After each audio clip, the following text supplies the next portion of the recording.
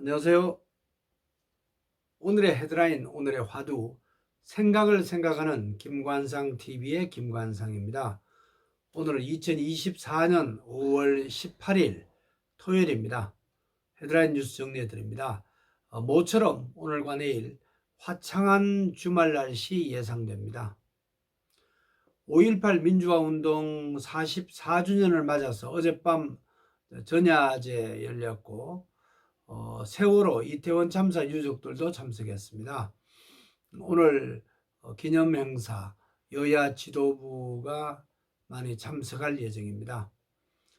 뉴욕 증시 다우지수가 사상 처음으로 4만 선을 돌파한 뒤에 마감됐습니다. 우리나라에도 증시 좋은 훈풍을 이어져서 한국 경제가 좋아지면 좋겠습니다. 금리가 내려야 되는데 걱정입니다. 윤석열 대통령 중기 단기가 아니고 장기가 아니고 중기 재정 운용 방향을 논의하면서 어제 저출생 극복을 위해서 전력을 다하겠다. 또 R&D 연구개발비죠. 예비 타당성 조사는 폐지하도록 이렇게 지시했습니다. 국민의힘 22대 총선 백서 특별위원회 어제 전체 회의가 열렸는데 총선 패배의 책임에 대해서 논란이 있었습니다. 또 흥행을 위해서 한동훈 당대표 출마가 필요하다는 이런 주장도 나왔습니다. 북한은 지난달부터 비무장지대 DMZ 안에 지뢰와 철조망을 설치하고 있는 것으로 확인됐습니다. 북한은 어제 오후 단거리 탄도미사일을 동해상으로 25일 만에 다시 발사했습니다. 러시아와 중국 정상회담 연결이 되는 것 같기도 합니다. 우원식 국회의장 당선자 다음 달 안으로 국회 개원 절차 마치겠다 이렇게 말했고요. 합의가 제대로 되지 않으면 국회법 절차에 따르겠다. 정청래 의원 발언 있었는데 갈라치기다 이렇게 적절치 못한 발언이었다 이런 말을 또 했습니다. 최상병 해병대원 최상병 사건 항명 혐의로 어제 네 번째 재판 유재은 법무관리관 참석을 했습니다. 재판에 나왔습니다. 이종섭 전 국방부 장관 이제 증인으로 채택해달라는 요구 법원이 받아들였습니다. 문재인 전 대통령 사위 항공사 특혜 채용 의혹 사건을 수사하고 있는 전주지방검찰청 전 청와대 계약직 외국인 공무원을 출국 정지 조치했습니다. 출국 금지가 아니고 외국인이라서 소환에 응하지 않자 출국 정지 조치를 했다. 검찰은 이렇게 밝히고 있습니다. 통계청 집계 결과 취업자 수 증가폭은 4월 1년 전에 비해서 26만여 명이 늘어났다. 제조업 취업자가 10만 명 늘어났다. 40대 이하는 줄었고 60대 이상은 늘어났다. 4월 기준으로 63%로 최고치다. 이렇게 통계청 발표했습니다. 냉면값 또 김밥 계속 값이 오르고 있습니다. 냉면 15,000원까지 올랐네요. 우리나라를 포함해서 지구촌에서 오늘 어떤 일이 일어난지 알아보고 오늘의 화두를 찾아보는 시간입니다. 오늘의 화두로 조물주의 심판하는 날, 심판일을 생각하자라는 말을 던져봅니다. 오늘 어떤 일이 났죠? 잘 아시다시피 오늘은 5.18 민주항쟁 기념일입니다. 1980년 5월 18일 제7공수여단 광주 시내 주요 지역에 진출했고 전남대생 50여 명이 학교 교문 앞에서 등교 저지를 항의하면서 가두 시위 벌였습니다. 공수부대는 작전명 화려한 휴가라는 작전 이름으로 작전에 들어갔습니다.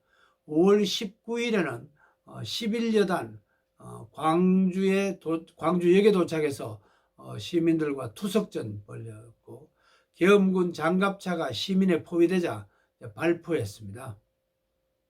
5월 20일 공수부대원의 그 발포에 대해서 택시기사들 한 200여 명이 버스를 앞세우고 차량 시위를 벌였습니다. 계엄군은 밤 11시에 광주역 광장에서 시민에게 발포해서 2명이 숨졌습니다. 5월 21일에 전남도청에서 애국가가 울려 퍼지면서 공수부대원들은 금남로에 나온 시민들을 향해서 무차별 총격을 가했습니다.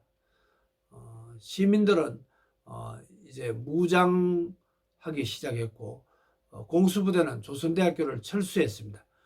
광주를 외부로부터 고립시키는 작전으로 바꾸었습니다. 당시 언론에서는 폭도라고 보도됐죠. 시민군들 전남도청을 장악하고 수습대책위원회를 결성한 뒤에 5월 23일 제1회 범시민 걸기대회를 개최했습니다. 5월 25일 김수환 추기경은 메시지와 함께 구호 대책 예산 1,000만 원을 전달했죠. 5월 26일 계엄군이 시내로 진입하게 되자 시민수습대책위원들은 탱크를 막으면서 죽음의 행진 나섰고, 전남도청에 끝까지 남아있던 시민군 유상원 씨 등 몇 분들이 숨졌습니다. 1994년 광주 학살 책임자 35명 서울지방검찰청에 고소해서 법적 투쟁이 시작되었습니다. 그리고 1995년 12월 21일 김영삼 대통령 집권 때죠. 5.18 민중항쟁 특별법이 제정됐고, 1997년 5월 9일 5.18 민주화 운동 기념일로 제정이 됐습니다. 지정됐고요. 2002년 광주 민주화 운동 유공자 예우 관련법이 제정됐고, 2018년 진상규명 특별법이 또 국회에서 제정이 됐습니다. 1987년 오늘 천주교 정의구현 사재단이 박종철 군, 그 당시에는 박종철 군이라고 했죠. 박종철 씨 사건을 폭로한 날입니다. 오늘은 5월 18일입니다. 우리나라 현대 역사에서 5.16 군사 쿠데타, 군사혁명이라고 부르는 분도 있죠. 와 함께 5.18 광주 민주화 항쟁 매우 중요한 분기점이었습니다.